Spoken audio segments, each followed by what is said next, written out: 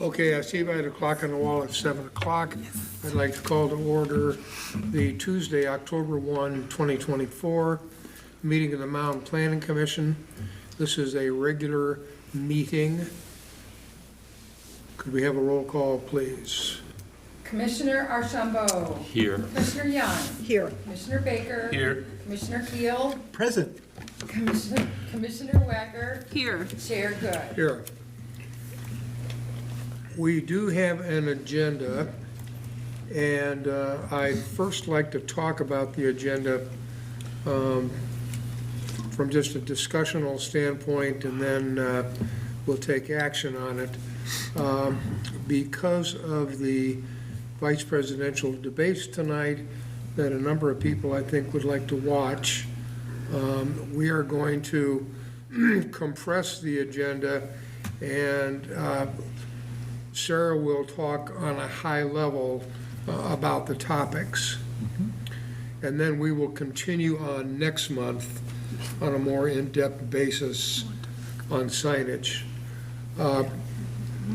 Prior to voting on the agenda, let me note that we do have one amendment on page 12 regarding corner lot components. We are going to omit that for tonight. So that'll get discussed next time. So that said, the chair would entertain a motion to approve the agenda with an amendment to eliminate discussion about corner lots. Before I do that, can I ask a question too? Sir, Do we want to also table the planning commission start time, given the fact that we have 6 of us here? Do we want to have that when we have a full house or no? oh, that's good thought. We could certainly do that. Any thoughts on that? I think it would be fair to wait, because I know that I think a couple of the commissioners before had mentioned that they go into the office for work. They weren't remote workers, and so that could be something that impacts their schedule. Sarah? May I just also offer a comment recognizing that we do have planning commission interviews that will be upcoming. We traditionally have done them at the November meeting. It doesn't mean we couldn't do it at the first meeting in December. But I think that would be helpful information to be made known to our candidates that the start time could be changing if in the event that the November 19th meeting is a selected date for candidates. We could let them know that. Okay, Yeah. thank you. Is there there's no legal things that says when we could change it? Like, we don't have to wait like a certain amount of time to do public notice or anything like that? No, we I think have to change our work rules, because it's in the work rules, but that's the only thing I think we have to do. The council, when they did it, they waited a little amount of time. I don't know how much time it was, we can check, but I think if we were going to change it, I think we would maybe consider doing that effective the first meeting of 2025. January. You know, unless it needs to be a longer time, but I'm not aware of any. Okay, so I guess I would like to make a motion to approve the agenda as distributed, excluding on page 12, omitting the discussion on corner lots, and also tabling 6B, discussion, action, planning commission start time until next meeting. Second. We have a second. We have discussion. Hearing none, all those in favor signify by saying aye. Aye. Those opposed, nay. Motion carries. We have minutes of the September 3, 2024 regular meeting of the council. Chair would entertain a motion. Motion to approve minutes as distributed. Second. We have a motion and a second. We have discussion. Hearing none, all those in favor signify by saying aye. Aye. Those opposed, nay. Motion carries. Okay, review/discussion of proposed amendments to City Code Chapter 119, signage, and Sarah's going to remain in her seat to do this. Yeah, good evening, everyone. For our review and what I would call a high-level discussion this evening, we have included in your packet the first draft of some proposed changes to the signage ordinance. Just a couple of quick comments. As we've noted, Rita has worked with our team on the ordinance, and she isn't with us this evening, and we're also missing a couple of planning commissioners, so I'm in agreement that a higher level discussion this evening, I think, is appropriate. But we did want to give you just a very brief overview of some of the changes. City Code 119 is the ordinance that regulates signage in Mound City Code.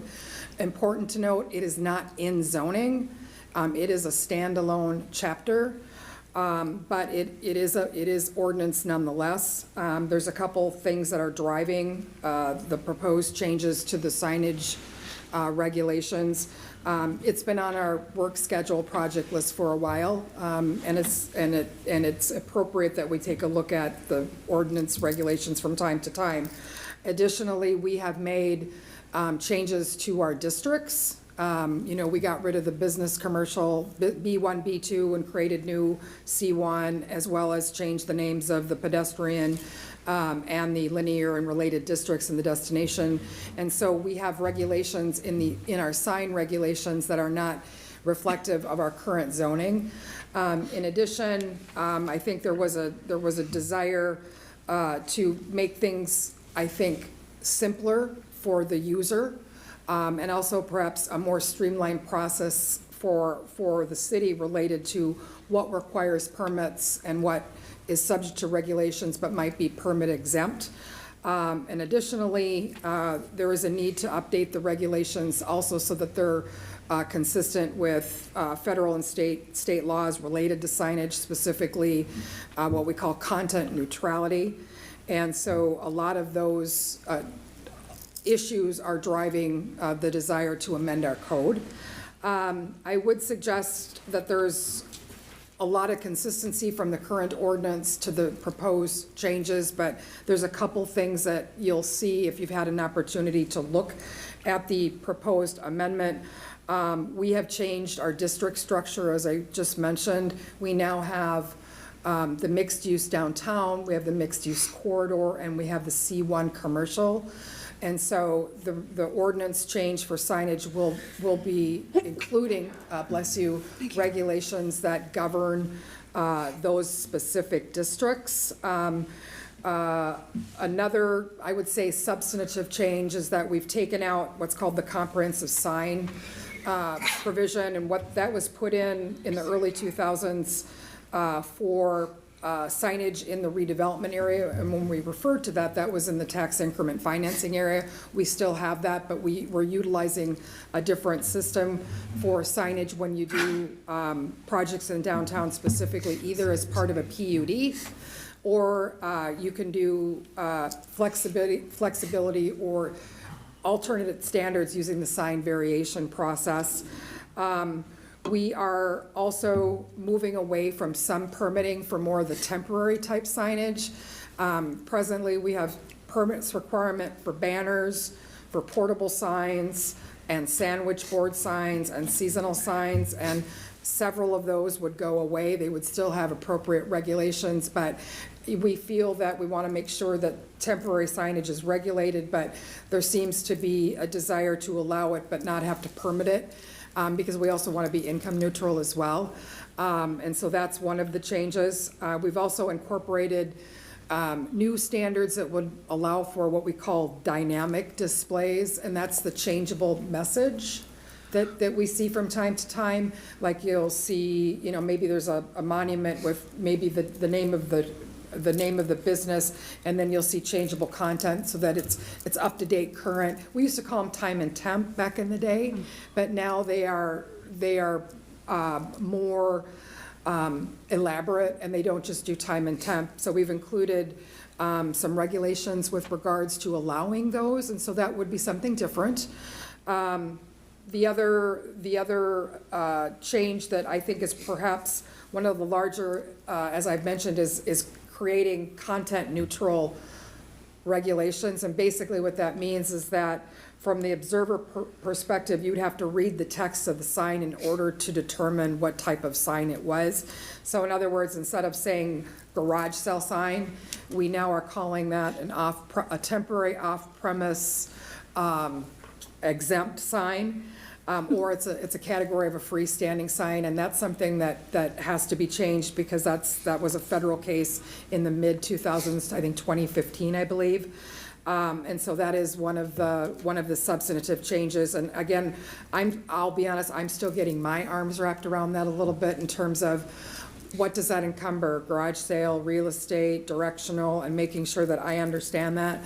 And then we have to do it, but what should we be thinking a little bit further?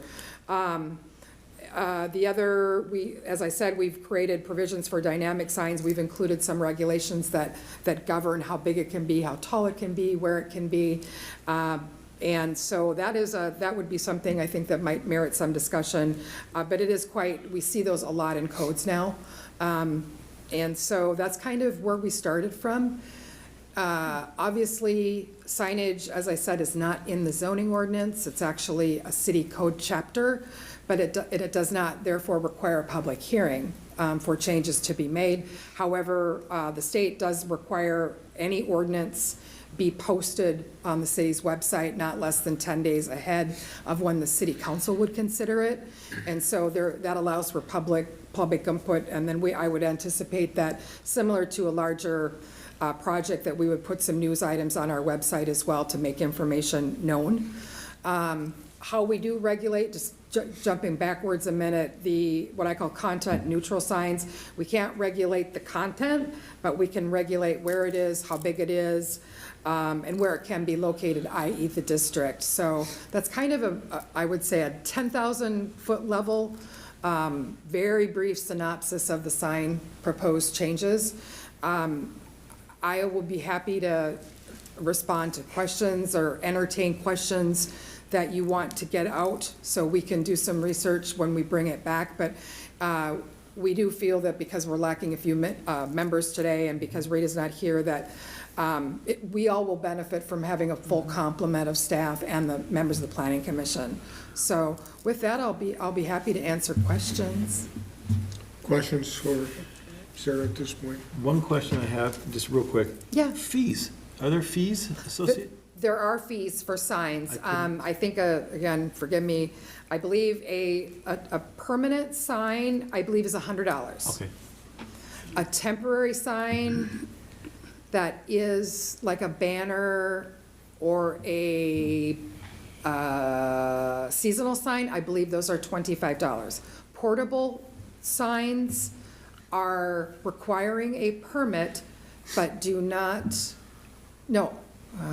they don't require a permit, but they have a fee, or they're both exempt, one or the other. Yeah, I just didn't see it in here. Okay. Yeah. Thank you. That's a good question. We'll bring that back. And there is a fee for a sandwich board for a sandwich board sign as well. And that's supposed to be done annually. And a lot of this, I think, is also driving that, putting into practice what we're seeing, but to make it easier for our clients too.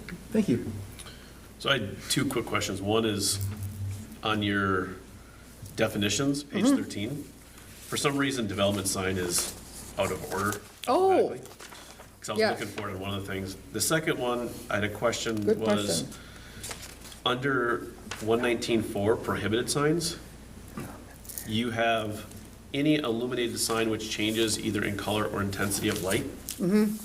But then that seems to contradict what a That- dynamic display is. I think that's probably a revision that's gonna be necessary, because the illuminated sign, I think, is old, and the dynamic sign changeable is new. Right. I think that first Yeah. word should be Yep, scratched. yep. That's a good catch. Okay, further comments or questions? All right, thank you, Rita.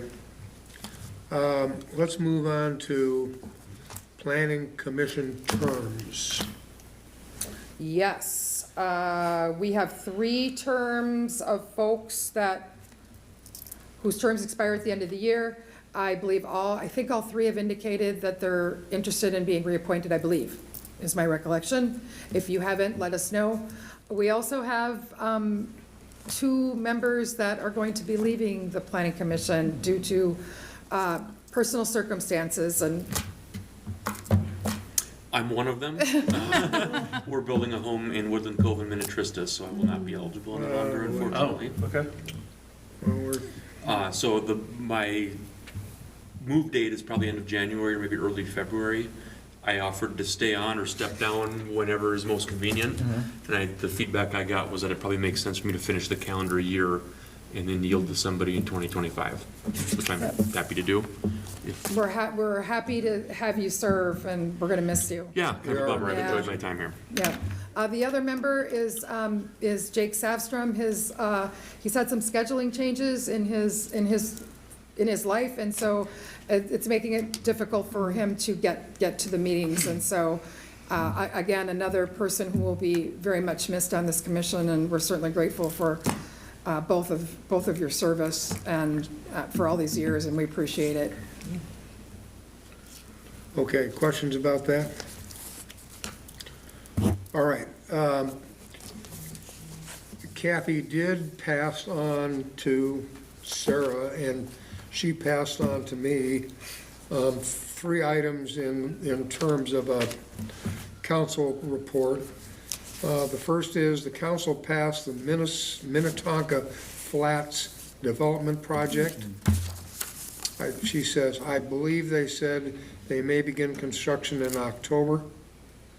Do we know anything further about that? Yeah, the public hearing for the plat and the CUP was held at last Tuesday's city council meeting, following the recommendation from the planning commission. They are also working on companion agency approvals, including the LMCD and the watershed.